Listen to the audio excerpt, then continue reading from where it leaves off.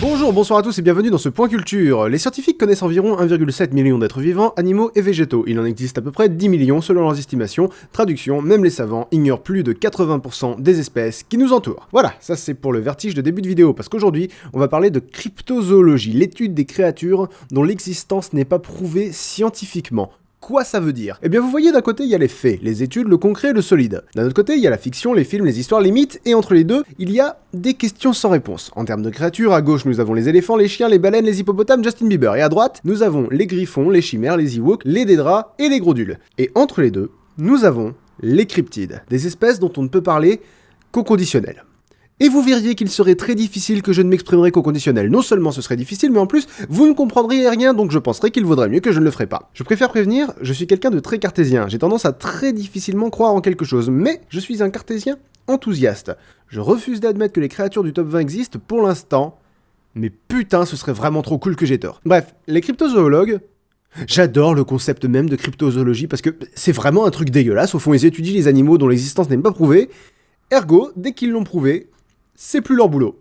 Ils travaillent activement à ne plus avoir de travail. C'est comme scier la branche sur laquelle t'es assise, sauf qu'en plus, elle est hyper dure à scier, tu vois, tu parles d'un boulot de merde. Bref, les cryptozoologues classent les cryptides en 10 catégories que voici. 1. Les animaux connus mais qu'on ne retrouve pas dans leur habitat naturel. Si tu trouves un éléphant dans tes chiottes, c'est soit un cryptide, soit un très mauvais lendemain de soirée. 2. Des animaux qu'on connaît mais en différent. Vous verrez de quoi ça s'agit. 3. Des survivants d'espèces éteintes récemment. 4. Des survivants d'espèces éteintes beaucoup moins récemment et dont on n'a que des preuves fossilisées. 5. Des survivants d'espèces qu'on croyait éteintes pas récemment mais qu'en fait ce serait plus récent que ça parce qu'on a trouvé des fossiles plus récents que les autres fossiles qui étaient moins récents. Je vous jure que c'est une vraie catégorie. 6. Des animaux dont on n'a aucun fossile mais qui rappellent des animaux existants. 7. Des animaux dont on n'a aucun fossile et qui rappellent que dalle. 8. Des animaux mythiques avec une base animale. 9. Les animaux paranormaux. 10. Les canulars avérés et les erreurs de jugement. Vous l'aurez compris, c'est plus ou moins une échelle d'improbabilité d'existence.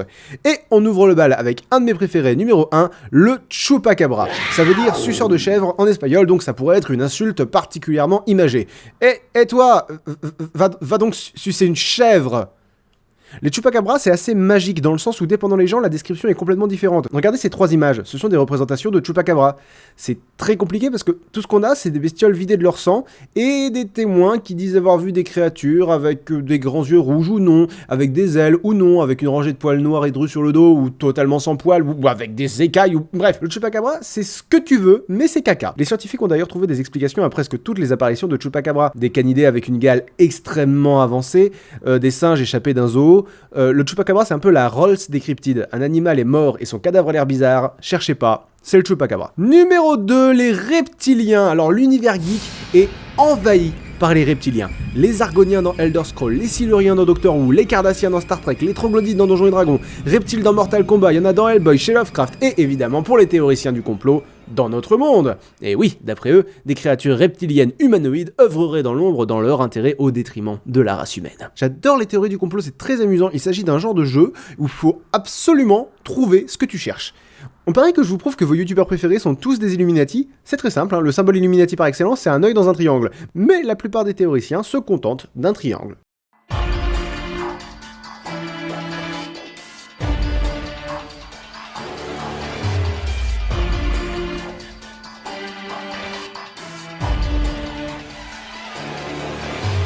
Donc oui, les complotistes voient aussi ce genre de symbole pour les reptiliens. Ces derniers ont besoin de notre ADN pour vivre, donc leur symbole à eux, ce sont les spermatozoïdes et les ovules.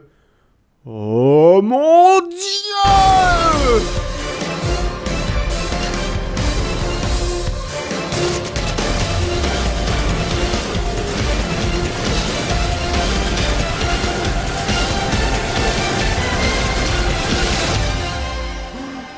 Mais qui suis-je réellement? Numéro 3, je vous ai parlé de 2 cryptides dont j'estimerais la probabilité d'existence proche de 0%. Alors maintenant, je vais vous parler d'une créature dont la probabilité d'existence est de 100%. Elle a existé, mais elle n'existe plus. Du moins, le croit-on. Mais ces braves petits cryptozoologues ne sont pas dupes, le mégalodon n'est pas éteint. Ou s'il l'est pas depuis des millions d'années. Par exemple, un bateau, le Rachel Cohen, a été mordu par un animal dont les dents mesuraient 8 cm de large et 21 cm de long. Les dents de grands requins blancs mesurent 7 cm de long. On peut estimer que si elle a la même morphologie qu'un requin blanc, la créature qui a attaqué le Rachel Cohen mesurait dans les 15 mètres de long, la taille estimée du mégalodon. Et c'est là qu'arrive le principal ennemi des cryptozoologues, les connards. Oui, on pourrait croire que l'ennemi des cryptozoologues, c'est plutôt les scientifiques qui les prennent pour des cons et démontent leurs mythes un par un, mais non, les cryptozoologues collaborent avec les scientifiques. Ils recherchent la vérité, et l'ennemi de la vérité, c'est le mensonge. Et donc évidemment, l'ennemi des cryptozoologues, c'est les connards qui font des canulars pour attirer l'attention sur eux et pour récupérer de l'argent de la crédulité des gens. D'ailleurs, les canulars de connards, moi j'appelle ça des conulars. Certaines personnes ont simulé des attaques de cryptides, et là notamment cette photo qui est passée à la télé et dont on a prouvé qu'elle était truquée. Mais d'autres images sont indéniablement véridiques. Regardez, la preuve ultime que les mégalodons n'ont pas disparu. Cette photo n'a pas été retouchée et date de décembre 2013. Troublant, hein? Numéro 4, maintenant qu'on a parlé de cas très difficilement crédibles, nous allons parler d'une créature qui pourrait très bien exister, les mégacondas. Vous connaissez les anacondas, les boas et les pythons, c'est des serpents. Des gros serpents. Ouais. Les anacondas ne sont pas les plus longs serpents, mais ce sont les plus lourds, les plus massifs. Et les anacondas, comme les boas et les pythons, c'est comme les oreilles humaines, ça grandit toute la vie. Les femelles sont plus grosses que les mâles et en moyenne elles atteignent généralement des tailles de 8 à 9 mètres. Mais imaginons une anaconda plus vieille, beaucoup plus vieille. Certains affirment avoir vu des traces d'anaconda de plus de 15 mètres, des mégacondas, qui se nourriraient par exemple de taureaux, genre comme ça. Bref, tomber sur un mégaconda ne me surprendrait pas. Enfin, en pleine jungle. Parce que dans mon salon, ça me surprendrait déjà un peu plus. Bref, ce qui me surprendrait vraiment, en revanche, numéro 5, c'est de tomber sur un dobarchu. Vous trouvez le nom improbable? Attendez la description. Ce sont des loutres tueuses géantes. Alors, soyons clairs, les loutres sont, avec le panda roux et les chatons, le truc qu'on imagine le moins avec l'adjectif tueur derrière. Parce que ça. Mais les Irlandais ont trouvé le moyen de créer un cryptide menaçant à base de loutre, même si clairement ça fait des années qu'on n'en a pas vu. En fait, la dernière personne dont on dit qu'elle a été tuée par un dobarchu remonte au XVIIe siècle. Oui, normal, hein, personne ne peut imaginer qu'une loutre puisse tuer qui que ce soit. Je veux dire, c'est comme imaginer un moustique faire un gâteau. Voilà, il y a un ordre des choses. Les gâteaux c'est bien, les moustiques c'est mal. On m'a fait reconnaître une fois que j'allais trop loin dans mes analogies, vous savez, tout ce qui est métaphore, comparaison. Mais c'est comme tout, si on les prend pour ce qu'elles sont, les choses ont tendance à être chiantes. Alors si on commence à les faire interagir, ça devient sympa. Tiens, je sais que je parle probablement à des fans d'animé. Alors, regardez, si vous voyez les figures de style comme des attaques de personnages de shonen, vous les trouverez plus classe et vous les retiendrez plus facilement. Kashikano Anaroji. Vraiment, que je dorme plus. Numéro 6, le Jersey Devil, qui n'a pas d'équivalent français, mais je vais prendre un gros risque en l'appelant le diable du New Jersey. Aperçu depuis le 19e siècle dans les Pine Barrens du New Jersey, ce cryptide est une chèvre bipède avec des ailes.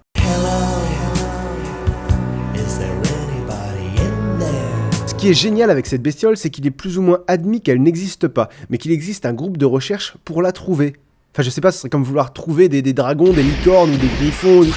Qu'est-ce Reviens sur tes propos, Lynx, dis que tu t'es trompé. Mais qui êtes-vous? Enfin, comment vous... Qu'est-ce que Je suis toi du futur. Oh non, putain, non, mais tout le monde l'a fait, ce scénario, sérieusement. Ah oui, forcément, connard, dans le futur, on a découvert les voyages temporels, alors on revient tous pour nous empêcher de faire des conneries. Oui, bon, admettons, tu veux quoi? Ce que t'as dit sur les dragons et les licornes, dis que ça existe. Mais ça n'existe pas. Là, j'entends rien.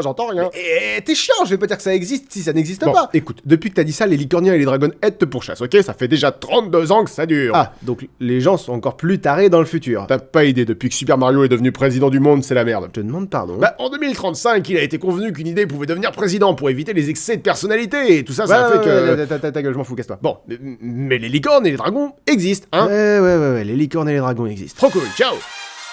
C'est quoi cette musique? Non, c'est rien, c'est ma sordine portable. Oui. Non, maman. Non, oui, je reviens. Non, j'ai pas emprunté la machine à laver pour retourner dans le passé. Mais puisque bien, je te dis... ce fut intéressant. Numéro 7. S'il existe des bestioles qu'on connaît pas, vous savez où il est très probable qu'elles se cachent? Dans ton cul. Non, sérieusement, dans les fonds marins. On ne sait rien de ce qui se passe là-dedans et les légendes scandinaves remontant au Moyen-Âge font état de cette créature dont vous avez forcément entendu parler. Le Kraken. Les calamars géants existent, c'est un fait, c'est indéniable. Ils sont la preuve vivante que des créatures autrefois mythiques sont passées dans le monde réel. Le Kraken ou le Hafgufa, un autre monstre marin médiéval nordique qui se faisait passer pour une île à la surface, toutes ces créatures ont probablement été inspirées par des calamars géants. Et les plus gros mesurent dans les 18 mètres, alors oui, je vous laisse imaginer les gentils petits Suédois médiévaux qui voient débarquer cette bestiole. Oh mon Dieu, cette créature est énorme! D'ailleurs, heureusement que les attaques de Kraken sont souvent représentées par les tentacules. Non, parce que... Oh mon Dieu, cette créature est une bite?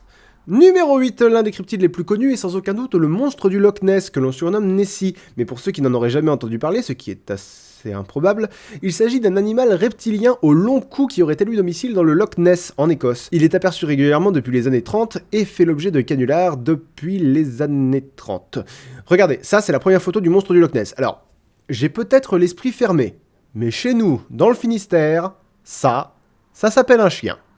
Le lac a été scanné plusieurs fois, un coup ils ont entendu des échos bizarres, d'autres coups rien du tout, des dizaines de choses ont été vues à la surface, mais jamais de façon claire, précise et indéniable. D'ailleurs ça me permet de faire un rapide top 10 de mes images préférées du monstre du Loch Ness. Numéro 10, 1972, un éléphant de mer. Numéro 9, 2005, on retrouve une dent, c'est une dent de cerf. Numéro 8, 2003, on retrouve un fossile près du Loch Ness, mais il a été déposé par quelqu'un qui l'a trouvé ailleurs. Numéro 7, Frank Searle photographie des troncs d'arbres. Numéro 6, 1934, peut-être l'image la plus connue, un jouet avec une tête de monstre marin. Numéro 5, 1951, ce sont des bottes de paille. Numéro 4, c'est un faux Nessie qu'une équipe de chercheurs avait oublié, champion du monde. Numéro 3, c'est un labrador. Numéro 2, 1972, cette photo représente soi-disant un aileron. Le scientifique qui l'a prise, Sir Peter Scott, a baptisé Nessie le Nessiteras rhombopteryx, anagramme de Monster Hawks by Sir Peter S. Et enfin, numéro 1, 1977, cette photo est tellement un fake qu'elle n'a jamais été démentie scientifiquement parce que personne ne peut y croire. Et mention honorable à ce gars qui, à 52 ans, a trouvé une image de Nessie sur Google Earth, ce qui lui a permis de remporter le premier prix d'un concours organisé autour des apparitions du monstre et la coquette somme de 2000 livres. Et en effet, sa photo vaut le coup, préparez-vous au choc de votre vie. Je défie qui que ce soit de me dire qu'il n'y a pas un vague trait sur cette image. Et si ça c'est pas une preuve...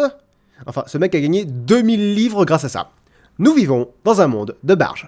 Numéro 9, le Mignoko. Vous voyez Dune, le roman, le film, le jeu. Vous voyez les vers géants. Je suis un symbole pénien. Eh ben, il y en a qui disent que ça existe en Amérique centrale et septentrionale. En fait, scientifiquement, ce serait de très gros spécimens d'amphisbènes souterrains. Qu'est-ce qu'un amphisbène? C'est un squamate. Ouais, bon bref. Des inscriptions mayas ont fait référence à ces créatures et ils mesureraient plusieurs dizaines de mètres, alors que le plus gros amphisbène connu fait une petite vingtaine de centimètres. Ouais. Mais s'il a existé, tout porte à croire que le Mignoko est éteint puisque ça fait 130 ans qu'on ne l'a pas vu. Bref, on est dans le flou le plus total. Numéro 10, un cryptide de chez nous, le Dahu, une créature chevresque de France. Honnêtement, tout le monde sait que c'est une légende et personne n'y croit, c'est un peu comme les licornes. Oh putain, mais j'avais oublié à quel point j'étais con quand j'étais jeune. T'as fini, oui? Tu tiens vraiment à mourir? Non mais merde, mais ça n'existe pas les licornes. Tu dis pas ça! On s'en fout de ce qui est vrai, en ce qui te concerne, les licornes existent. Mais ça peut pas te pourrir la vie à ce point, sérieusement. Ça fait des décennies qu'ils essayent de me planter des cordes en plastique dans le cul. Oh. Ouais. D'accord, les licornes existent. Bon, tu t'y tiens cette fois. Oui. Bien, c'est pas possible, sérieusement. Bref, tout le monde sait que le Dahu n'existe pas, c'est une créature du folklore français, mais aussi suisse. Le Dahu a la particularité d'avoir les pattes d'un côté plus longues que les autres, et il vit en montagne, du coup il ne peut avancer que dans un sens. Regardez, si le Dahu a les pattes de gauche plus longues que celles de droite, il ne peut tourner que dans le sens inverse des aiguilles d'une montre. Sinon il tombe, voilà. Nos cryptides à nous sont un peu moins classe. Numéro 11, est-ce qu'on peut parler cryptide sans évoquer l'abominable homme des neiges ? Oui, sans doute, mais du coup on s'en fout parce que moi je l'évoque. Le Yeti est une grande créature simiesque des montagnes himalayennes. C'est probablement une redondance. En fait, c'est exactement comme le monstre du Loch Ness, il est tellement connu que le nombre de canulars encourage le scepticisme. Entre les fausses traces de pas, les faux scalps, les faux poils, la seule preuve que la communauté scientifique ne veut pas rejeter, c'est ça. 2 poils analysés génétiquement et qui appartiendraient à une espèce d'ours disparu. Une espèce qui ne serait ni un ours polaire, ni un ours brun, mais entre les deux. Voilà, si le Yeti existe... c'est un ours. D'ailleurs, le surnom d'abominable homme des neiges vient d'une mauvaise traduction du Sherpa Meto Kangmi, qui signifie homme-ours des neiges. Et d'ailleurs, Yeti signifie ours rocheux. Le plus connu des grands singes inconnus est un ours. Cette phrase n'a tellement aucun sens qu'elle peut sans doute tuer des gens. Numéro 12, la houle. Certains disent que c'est une chauve-souris géante, d'autres un genre de singe volant, et le plus génial, c'est qu'il n'y a aucune preuve tangible qui existe. C'est cool, hein, que des commentaires et des rumeurs. Sur l'échelle de l'improbabilité, on a un niveau costaud, là. Surtout que leurs apparitions se limitent à des attaques nocturnes en pleine forêt de Java, donc en fait les attaques peuvent aussi bien être le fait d'un cerf-volant que de n'importe quoi, mais les scientifiques privilégient la piste de la chouette leptogramme, un oisillot asiatique avec de gros yeux rouges. Mais pourtant les singes volants existent, regardez ce documentaire.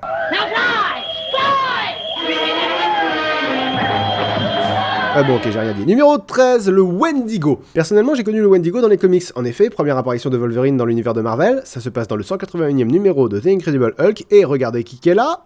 Coucou! Sauf que le Wendigo est l'adaptation d'un mythe amérindien. C'est un peu le loup-garou des Indiens d'Amérique. On devient un Wendigo en mangeant de la chair humaine. Et comme les loups-garous, les Wendigo-Wak, oui c'est le pluriel de Wendigo, nous on rajoute un S qui se prononce même pas, eux ils rajoutent une syllabe. Bref, les Wendigo-Wak donc peuvent se cacher parmi les humains et ne sont reconnaissables qu'à un petit signe distinctif près. Je vous laisse regarder, c'est assez subtil mais vous devriez pouvoir le remarquer. Non ? Un petit indice alors, voilà.